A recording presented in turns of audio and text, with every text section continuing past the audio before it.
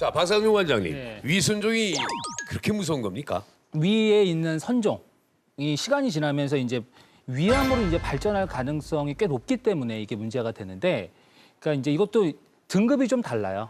그래서 위험도가 낮은 경우를 이제 우리가 저등급이라고 하는데요. 이 저등급의 경우는 뭐 한 5에서 10년 사이에 위암으로 발전할 확률이 10%가 안 됩니다. 10% 미만이고요. 그다음에 위험도가 높은 고등급은 뭐 한 30에서 85% 정도까지 암으로 발생될 이제 위험성이 높다라고 알려져 있거든요. 네. 그러니까 중요한 건 뭐냐 하면 의사 선생님 말씀을 잘 듣고 그 결과에 따라서 너무 함부로 판단하지 말고 선생님이랑 잘 의견을 교환하면서 이제 이 치료를 결정하는 거 이게 아주 중요합니다. 그러니까 제가 한 15년 전에 위 내시경을 했는데 요만한 그 용종이 있다고 그랬어요. 예, 예. 그게 쭉 2년마다 한 번씩 이렇게 봤는데 자라지 않고 그대로 있거든요.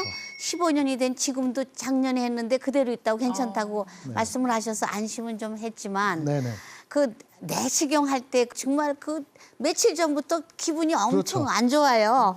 그 위 선종이 있는지 없는지 밖으로만 이렇게 봐서 검사할 수 있는 방법이 있으면 참 좋겠어요. 그러게요. 네. 네, 근데 일단 위선종을 발견하려면 내시경 검사가 사실 유일하다고 봐야 될 것 같고요. 실제 제 환자 중에도 이제 18세 된 남자인데 한 일주일 전부터 물이 안 넘어간대요.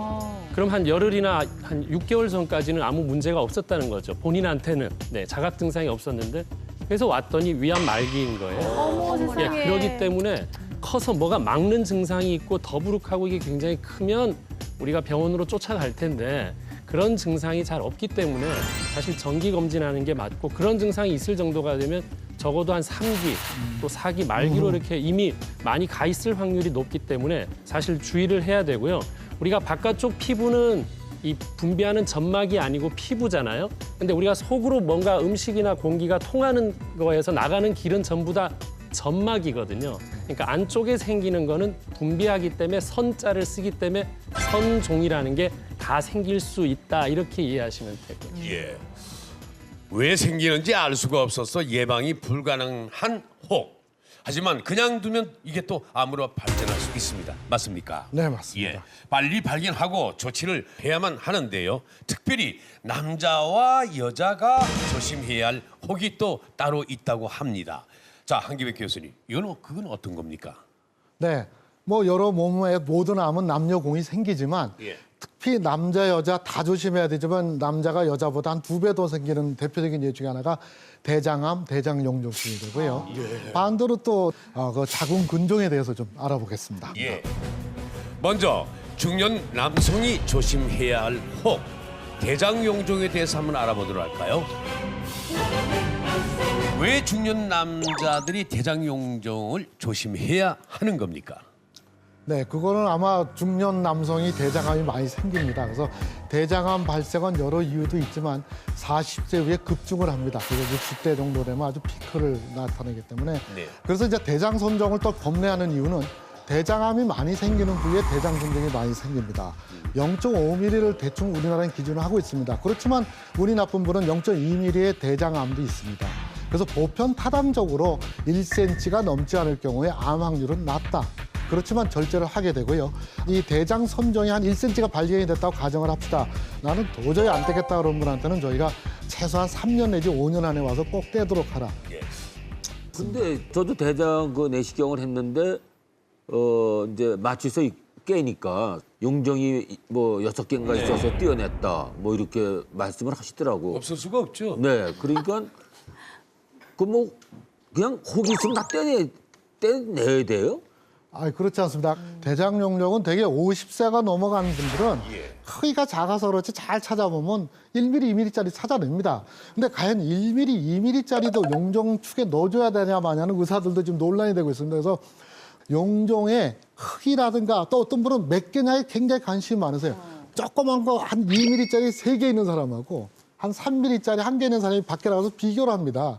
나는 하나인데 넌 3개냐 그러면 3개 사람이 막 긴장하는데 전혀 관계 없습니다. 그렇지만 큰 게 다발성으로 있는 경우는 위험성은 높아집니다. 이게 그 깔끔하게 제거를 딱 하고 나면은 안심해도 되는 겁니까 이게?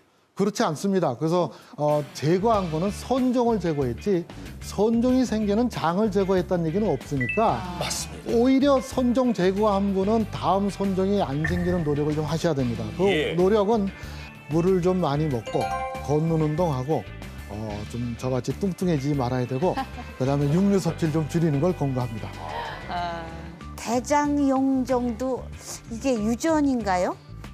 그렇습니다. 대장용종도 유전인가의 답은 예스라고 얘기 드리면요. 우리가 암이라는 거를 유전병이라고 설명하라고 합니다. 결국 암 유전자가 고장이 나서 회복하기 힘들 정도인데 이 대장용종 중에는 유전병이 있습니다. 전체 대장암의 5% 정도를 차지하고 국내에도 한 5천 명에서 2만 명 정도가 있는 가족성 선종성 용종증이라고 그러고 이거의 특징은 10대부터 용종이 자라기 시작합니다. 그래서 한 20대 정도의 혈변이 돼서 병원에 오고 들어가면 대장의 용종이 한 1,000개 이상 생깁니다. 그냥 무지 많이 생기는데 이건 왜 특징이 있냐면 30대가 되고 40대가 접어들면 100% 대장암으로 이행이 됩니다. 그래서 대장암으로 이행이 되면 돌아가시기 때문에 이런 가족들은 대개 30대에 전체 대장 절제술이라는 걸 하게 합니다. 그분만 하는 게 아니라 가족을 물어봤을 때 제 환자 같은 경우는 9세 정도에 왔는데 동생이 28세가 있대. 면담을 하니까 혈변이 나온대. 검사해라. 아주 아슬아슬하게 대장암 직전에 용종증이 발견되고 그런 식으로 대장암이 생기는 가족은 30세 전후에는 전 대장 절제, 즉 대장을 절제해버려서 병을 예방합니다. 자, 서재걸 원장님. 네. 결국 우리가 대장 건강을 위해서 유산균을 먹고 또 섬유질이 많은 음식을 챙겨 먹는 것이 대장 용종을 예방하는 방법이 되지 않겠습니까? 네, 그렇습니다. 우리 그 함 교수님 말씀하셨던 것처럼 네. 결국 점막에는 여러 가지 이물질이 오래 붙어 있게 하는 게 불리한 거겠죠. 네. 그러니까 그걸 제거하기 위해서 섬유질 같은 것들이 많이 들어있는 음식을 먹어야 줄일 수 있고 또 점막에서는 수비수가 사실은 우리한테 유익한 균, 좋은 균들이 많이 있으면 그런 것들을 또 제거하는 데 도움을 줄 수 있으니까 음식을 아주 규칙적으로 먹고 소식을 하면서 또 이 유산균과 식이섬유가 많은 음식을 같이 먹게 되면 점막에 닿는 어떤 시간들을 많이 줄일 수 있으니까 확률적으로는 낮을 수 있으니까 이런 식습관을 하시는 게 좋을 것 같습니다. 아, 예. 자, 내시경 받기 전에 알아채는 방법은 없습니까? 네, 불행하게 없습니다. 없습니까? 검사를 정기적으로 하셔야 됩니다. 용종 중에 아주 일부 용종은 예를 들면 전해질 이상을 유발해서 설사를 유발하니까 내 설사 때문에 검사하니까 용종 발견 이런 좀 일부 경우는 있지만 예. 용종을 증상을 갖고 병원에 오는 경우는 이미 대장암으로 진전된 용종성 병변 때문에 오는 방법밖에 없습니다. 예. 근데 그 내시경 검사 중에서 대장 내시경이 이게 사람 잡는 거거든요, 이게. 잡는다고 표현하시긴 좋고 왜 잡아요, 사람? 너무 아, 힘들어요. 그 양 먹기가. 굉장히 힘들어. 아니 양이 많이 줄기는 했더라고요. 그렇습니다. 요즘에는 줄어도 이게 뭐 한 2리터 정도 먹고 그것도 그 맛이 아주 닝닝해. 그렇습니다. 조미료 물 같은 게 약간 그게 너무 힘들어요. 예. 검사하기 전에 약 먹는 게 너무 힘든다고 얘기를 하셔서요. 너무 양이 뭐 잡는다 많아요. 그러셨으니까 전 일주일에 내장 내시경 한 30분 하시면 제가 30명 잡진 않습니다. 그래서 그렇게 느껴지시게 되게 되는데 대장이란 데는 우리가 먹은 음식물의 최종 종착지인 수분을 갖고 있는 이 식사 찌꺼기가 되죠. 그래서 대장의 역할은 수분 제흡수입니다. 그러니까 대장을 지나가면서 우리 짤순이 같이 나와 있는 그 음식 소화 찌꺼기물 중에 물만 제흡수합니다. 그래서 수분이 제일 중요한데 그 원리를 이용해서 저희가 한 2리터에서 4리터 물을 마시게 합니다. 그래서 그렇게 하는 이유는 대장 정결제라 해서 이 대장 내시경 검사는 저도 35년이 됐지만 막 헤매는 경우가 있습니다. 대장 청소가 엉망으로 오면 그건 아주 뭐 대가도 검사 못합니다. 그래서 요약을 하면 사람은 안 잡지만 대장 정결제를 잘 드시고 깨끗한 상태로 오시면 어떤 분은 위내시경보다 심내소리도 합니다. 그래서 제일 중요한 거는 장 청소를 아주 깨끗하게 해갖고 오셔야 됩니다. 네, 내시경을 이제 받아본 사람들 같은 경우에 제 주위에도 그런데요.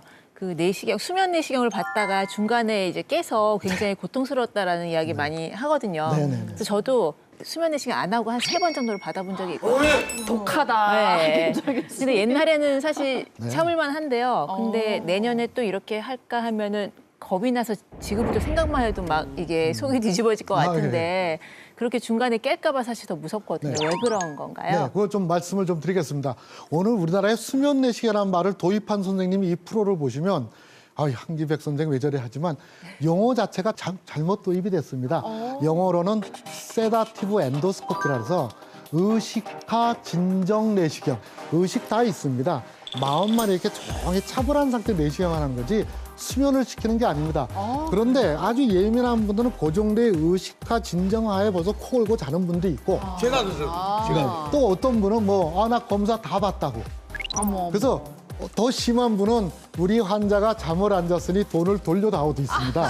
그래서 이제 분명히 좀 말씀드릴 거는 수면 내시경이라는 말을 아주 보편화됐으니까 제가 이거 바꾸고 싶은 생각은 없지만 의식하 진정 내시경이라는 말을 좀 이해해 줘서 검사 중에 환자가 저랑 대화 다 나눕니다. 그래서 오늘 이 프로를 통해서 의식하 진정 내시경이라는 말을 씁니다. 아니 요즘 같은 경우는 그 위 검사하고 대장을 동시에 하는 경우도 있더라고요.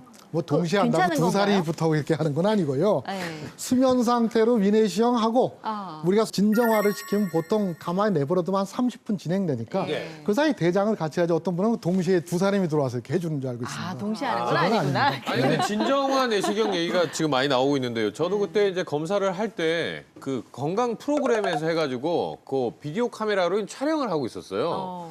근데 저는 이제 잘 마취가 안 돼가지고 멀쩡하게 이제 모니터 보면서 대장 내시경 할 때 색깔이 좋네 뭐 이런 얘기 한 것만 기억나는데 방송에서 튼 모습을 보니까 의사 선생님한테 형이라고 불러도 돼요? 이러고 뭐 이상한 소리를 자꾸 하더라고요. 이런 경우가 막 그리고 화면에 막 내용 보고 형 뭐 끝나고 곱창에 소주 먹으러 가요 이상한 얘기를 자꾸 하더라고요. 아니, 그러니까 헛소리 근데 하고 저는 있는 사람 기억이 안 많대요. 나는데 이게 일반적인 겁니까? 그렇죠. 그러니까 의식하라는 게 뭐냐면 의식이 다 있는 거예요. 근데 의식은 이때 이 지적 능력은 없죠. 그러니까 보고 느낀 건 다 취한 있는데 사람처럼 막 이렇게 그렇게 얘기를 됩니다. 하더라고요. 그래서 진정 내시경 할 때 쓰는 약제는 검사 전후 1시간 내를 다 잊어먹게 만듭니다. 그래서 검사할 때는 똑같습니다. 왁왁거리고 힘들고 본인이 다 잊어먹는 상태가 발생하기 때문에 진정 내시경 검사 한 분한테 꼭 권하는 거는 운전사, 자동차 운전 절대 하면 안 됩니다. 그거는 두 가지 요인 때문에 그렇습니다. 하나 가지 요인은 또 대장, 위장을 조금 느리게 만드는 상태에서 검사가 들어가기 때문에 우리가 항콜린 제제를 쓰기 때문에 그걸 쓰게 되면 이 두 개로 보입니다. 이렇게. 그러니까 앞차가 앞에 있는데 거리 감각이 안 되고 또 말씀드린 대로 완전히 회복돼서 약이 배출되는데 한 2시간 정도 걸립니다. 진정 내시경 검사하고 운전은 절대 하게 하면 안 됩니다. 그래서 뭐 우리 간호사가 뭐 키도 뺏는다든가 보호자한테 인계해주는 그런 일이 벌어지는 겁니다. 그래요. 이제 운전하고 가지 마세요. 그런 말을 하거든요. 그럼요. 근데 저는 무의식 중에 선생님 그거 다 소독하고 하는 겁니까? 그런 말을 했다가 야단 맞았어요. 이런 말씀은 괜찮은데 어떤 아니, 남자들은 바람 피는 사람들 뭐 그 상대 여자 누구냐 막 이름도 얘기하고 막 이런데요. 그러니까 그런 의식이 없는 그 상태인가 최면술 봐. 비슷하죠. 그래서 그 부부끼리는 절대 같이 가서 검사하지 말라는 얘기가 나오더라고요. 그렇죠.